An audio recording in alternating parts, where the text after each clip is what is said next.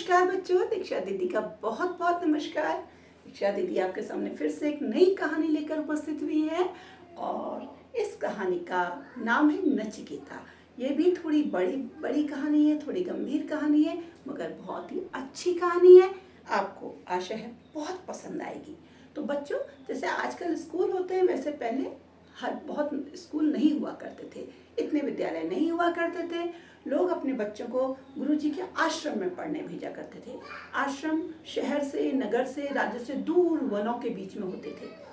वहाँ जाने के बाद जैसे आजकल हॉस्टल खुल गए हैं, लोग छात्रावासों में रहने लगे, हॉस्टल में रहने के जाते हैं तो वहीं रहते हैं, कभी कभी आते हैं।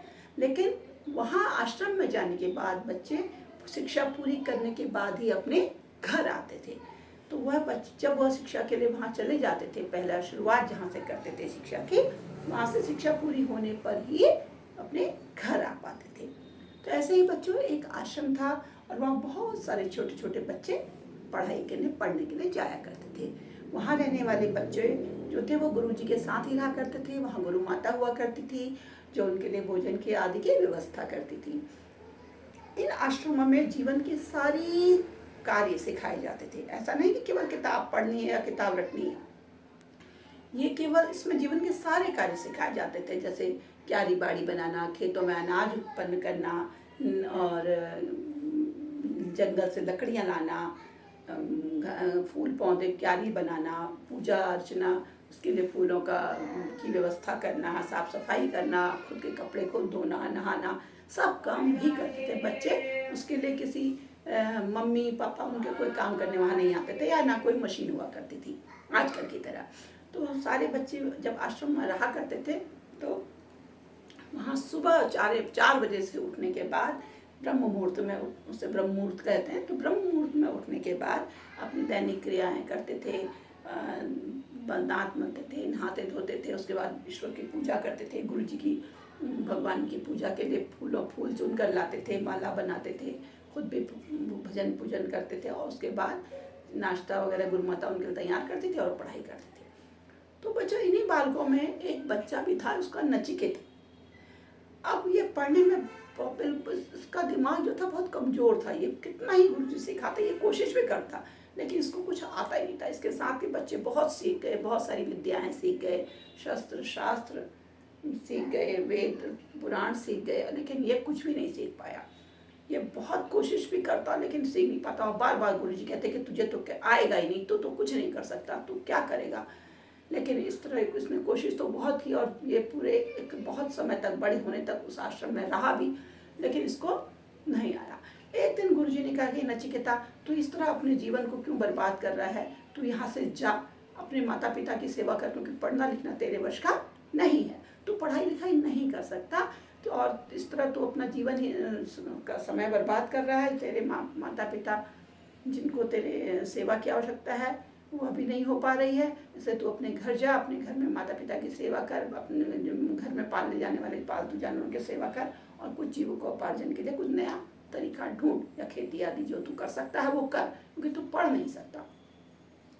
इसने बहुत कहा कि गुरुजी मुझे अपने आश्रम में रहने दीजिए, मैं बिना पढ़े नहीं जान सकता, मैं कुछ सीखूंगा, लेकिन उन्होंने कहा नहीं। अब एक दिन तय हो गया, ये भी इसको जाना पड़ा, क्योंकि गुरुजी इसको आश्रम में रखने को बिल्कुल तैयार नहीं थे। गुरु माता ने एक पोटली में थोड़ा सा इसके लिए रास्ते के लिए खाना बना के रख दिया और कहा कि बेटा, इसको खाना इतने समय से साथ रहा है तो प्रेम और स्नेह तो आपस में हो ही जाता है। बुरा भी लग रहा था कि नचिकेता जा रहा है। नचिकेता बहुत रोता रोता वहाँ से चल दिया।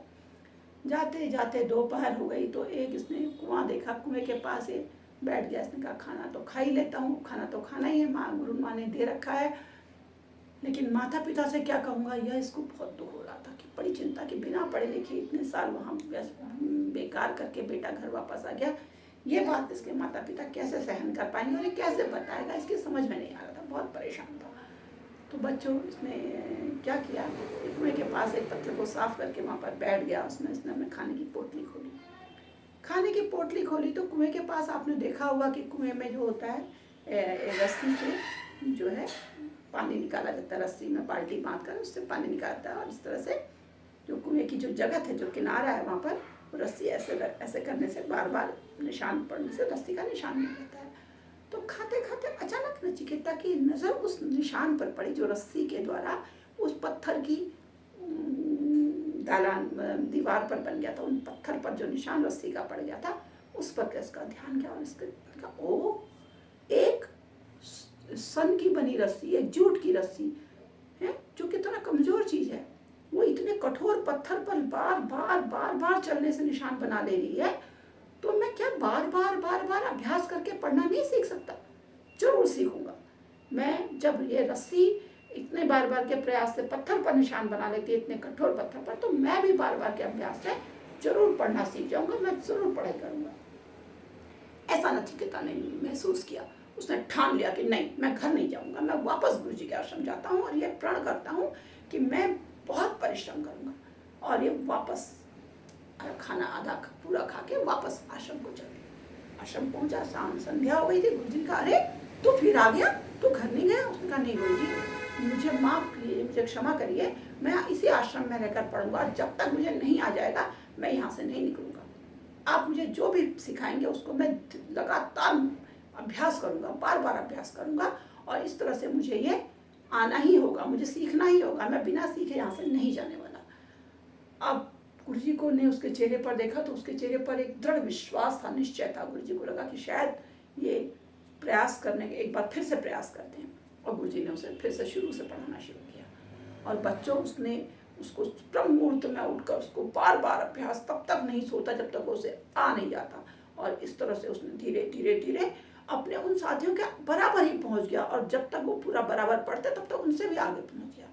और बहुत अच्छा उसको ज्ञान हो गया, इसको सब विद्याओं का ज्ञान हो गया, क्योंकि इसने बहुत परिश्रम किया। रात दिन गुरु माता इससे खाने का कहती, ये खाना पीना भूल के सिर्फ अपने अभ्यास में जुट गया। तो बार बार के अभ्यास से इसको सारी विद्याओं का ज्ञान हो गया, सारी चीज़ें इसको आ गई, और हर विद्या में पास हो गया। और बस जानते हो, बाद में यह यहाँ से जब गया तो इसने ये संस्कृत का प्रकांड विद्वान बना, और संस्कृत के व्याकरण का एक कोई व्याकरण को तैयार किया। बाद में इतना बड़ा विद्वान बना कि आज इसका लिखा संस्कृत व्याकरण सारे लोग पढ़ते हैं। तो बच्चों, कोई चीज़ असंभव नहीं है अगर आप ठान लें। मान लो तो जीत, ठान लो तो जीत है, मान लो तो हार है वाला हिसाब है कि आप अगर ठान लें कि मुझे ये करना है, होकर ही रहेगा, मैं कर ही रहूँगा, तो फिर किसी की मजाल नहीं जो आपको न करा सके, कोई ताकत नहीं जो आपको उससे दूर कर सके, यानी कि आपको वह चीज़ आकर ही रहेगी। तो हर चीज़ सीखने के लिए बहुत परिश्रम और पर्याप्त प्रयास की ज़रूरत होती है, अभ्यास की ज़रूरत होती है, फिर सब कुछ आ जाता है। तो बच्चों, ये कहानी हमारी समाप्त होती है। आप लोग मुझे बताएंगे कि ये कहानी आपको कैसी लगी। थोड़ी गंभीर है, इसमें आपको जादू, परी और प्रकृति का वो तो नहीं दिखाई दिया, लेकिन इसमें आपको बहुत सारी चीज़ें सोचने पर हैं, समझने के लिए मिलेंगी।